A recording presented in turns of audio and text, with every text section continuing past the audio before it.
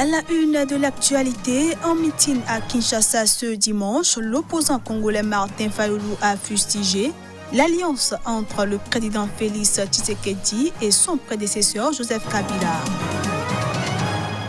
Situation sécuritaire au Mali, le Front pour la sauvegarde de la démocratie, avec à sa tête le chef de file de l'opposition Soumaïla Cissé, a appelé à un dialogue politique national pour un consensus élargi. Et puis en Espagne, le Premier ministre socialiste Pedro Sánchez a remporté ce dimanche les élections législatives. Après une campagne tendue, le taux de participation a été de 75,78%.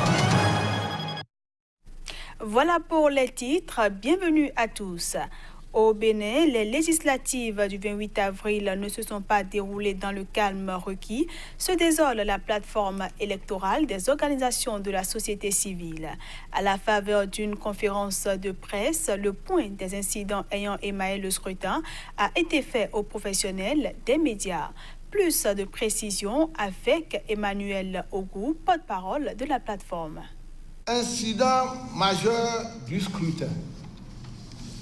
Tout au long de la journée, l'ambiance au niveau des postes de vote s'est davantage détériorée au cours de la journée. Ainsi, il a été observé des sorties de divinités locales à Saverne ainsi que des cas de blessés à la suite d'accrochages entre militants des deux partis en lice et ceux de l'opposition.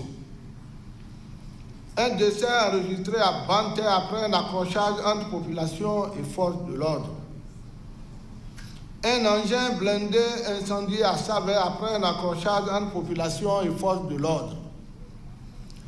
Un capitaine de l'armée pris en otage à Saverne. Les populations ont exigé et obtenu en échange de sa libération celle de 8 civils arrêtés ce matin. À Parakou, un groupe de jeunes manifestants armés de gourdins, de machettes, de briques et d'armes modernes passe de poste de vote en poste de vote pour disperser et renvoyer les votants et les agents de bureau de vote. Il a été signalé un cas de décès à la suite d'accrochages entre militants des partis. Face à la gravité de la situation, les populations se sont retirées des centres de vote. Dans la commune de Banté, face aux actes de violence perpétrés par des manifestants, les forces de l'ordre et de sécurité se sont retirées des centres de vote.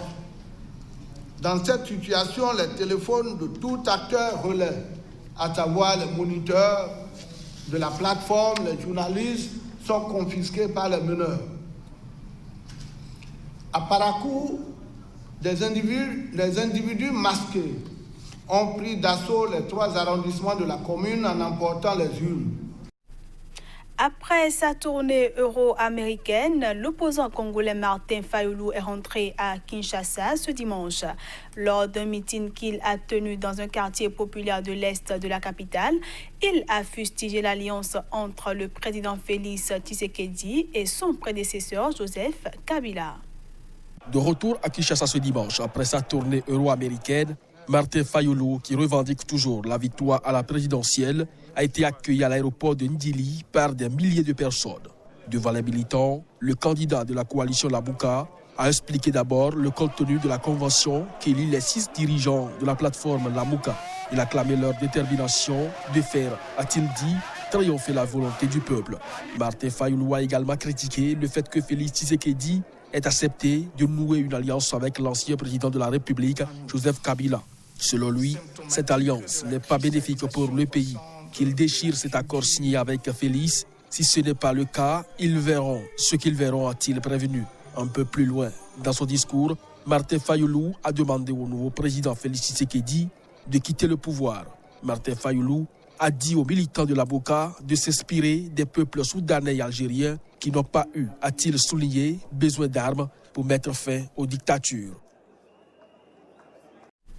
En conférence de presse sur la situation sécuritaire au Mali, les grèves intempestives qui secouent l'école malienne, la mauvaise gouvernance, le projet de révision constitutionnelle et bien d'autres, le Front pour la sauvegarde de la démocratie, avec à sa tête le chef de file de l'opposition Soumaïla Cissé, a appelé à un dialogue politique national pour un consensus élargi. Seule option selon le Front pour la sauvegarde de la démocratie et pour sortir le Mali de la crise qu'il connaît. Face aux menaces que connaît aujourd'hui le Mali, telles que les questions sécuritaires liées au terrorisme et aux conflits ethniques au centre du pays, l'ébullition du Front social avec les grèves récurrentes dans l'éducation et bien d'autres secteurs, les partis politiques de l'opposition au sein du Front pour la sauvegarde de la démocratie FSD montent au créneau et fustigent le pouvoir en place. Il est plus que temps que les tenants du pouvoir prennent la vraie mesure des périls qui assaillent notre pays. Que le pouvoir en place se rende compte que notre pays n'est plus un pays normal. Qu'ils écoutent enfin le cri de détresse du peuple dans ses doléances et ses exigences. Qu'ils écoutent enfin la voix des amis du Mali, de plus en plus désespérés de voir notre pays aller à volo vers un naufrage national irrémédiable.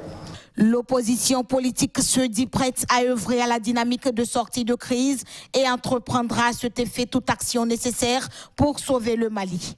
Pour ces partis politiques de l'opposition, tout préalable est et demeure l'organisation d'un dialogue national inclusif pour un consensus élargi aboutissant à un accord politique accepté par tous. Pour nous, l'urgence est au dialogue inclusif. C'est ce qui explique notre réponse ferme au comité d'experts. Une réponse claire pour nous, le préalable est et demeure l'organisation d'un dialogue national inclusif. Sur le projet de révision constitutionnelle porté par le président de la République, Soumaïla Cissé, dira qu'une constitution ne vaut que par l'adhésion et le consensus large obtenu autour du texte lui-même. Il rappelle que c'est le président de la République, Ibrahim Boubacar Keïta lui-même, qui a affirmé que le Mali est en guerre. Et si tel est le cas, répond le chef de file de l'opposition, un pays en guerre ne peut pas tenir de référendum constitutionnel. Allons cette fois-ci au Cameroun où des membres du groupe djihadiste nigérian Boko Haram ont tué au moins 4 personnes et gravement blessé 4 autres. C'est au cours d'une attaque à Kofia, île camerounaise située sur le lac Tchad. Plus de précisions à travers ce reportage. Une attaque spectaculaire à Kofia, île camerounaise située sur le lac Tchad dans la nuit du samedi à dimanche. On y dénombre au moins 4 morts et 4 blessés. Parmi les personnes tuées, on compte un militaire et 3 civils. Immédiatement après l'attaque, les forces camerounaises et tchadiennes ont lancé une opération conjointe de poursuite contre les assaillants.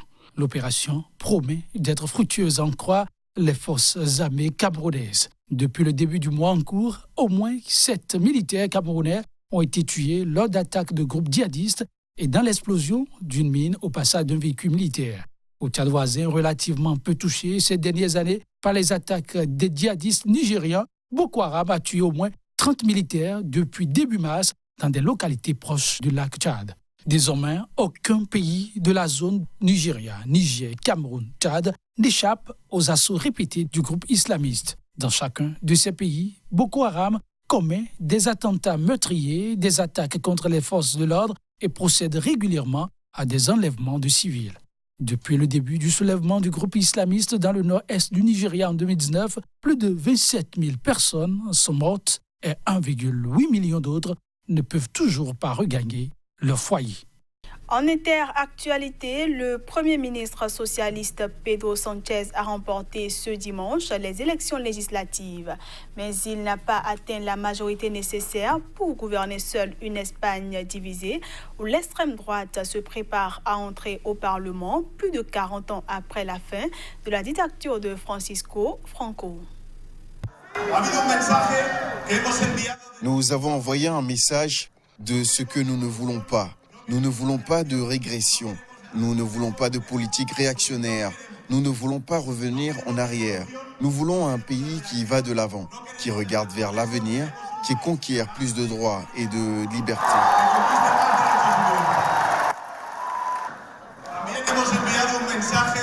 Les Espagnols ont envoyé un message très clair, tranchant et catégorique à l'Europe et au monde, qu'il est possible de vaincre les réactionnaires, l'autoritarisme et la régression avec les propositions progressistes. Nous n'allons pas faire comme les Ciudadanos, qui mettent des cordons sanitaires autour du Parti socialiste. Nous n'allons pas mettre des cordons sanitaires. La seule condition que nous allons demander est de respecter la Constitution espagnole et d'aller de l'avant vers plus de justice sociale et coexistence et de purification politique. Place à présent à la revue de presse Afrique, une présentation de Johannes Towanou.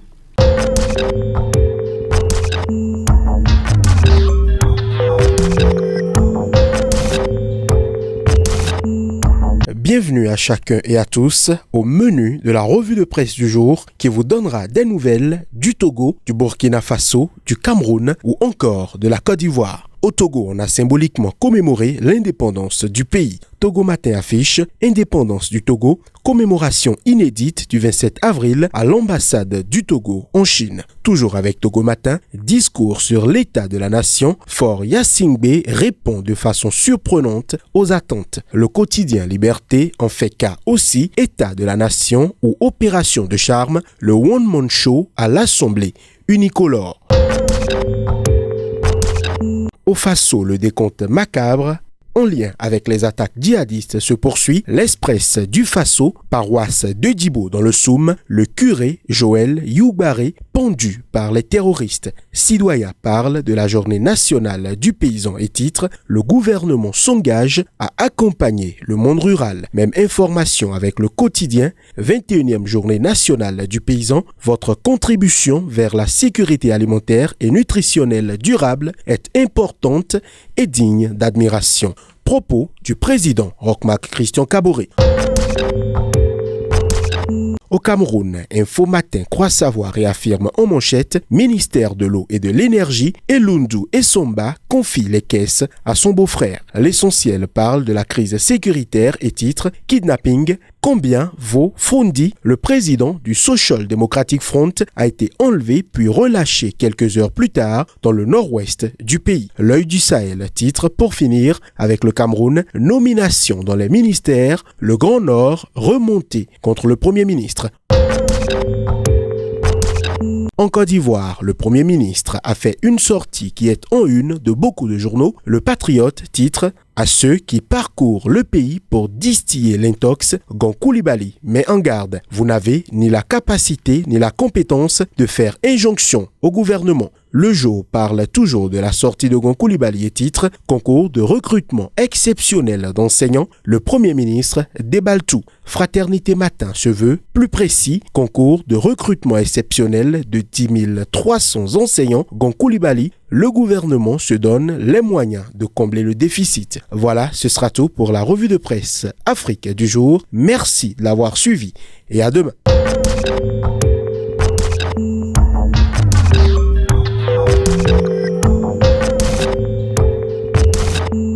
Et voilà, mesdames, messieurs, ce sera tout pour cette édition. Merci à tous de l'avoir suivi et passez une excellente journée en compagnie des programmes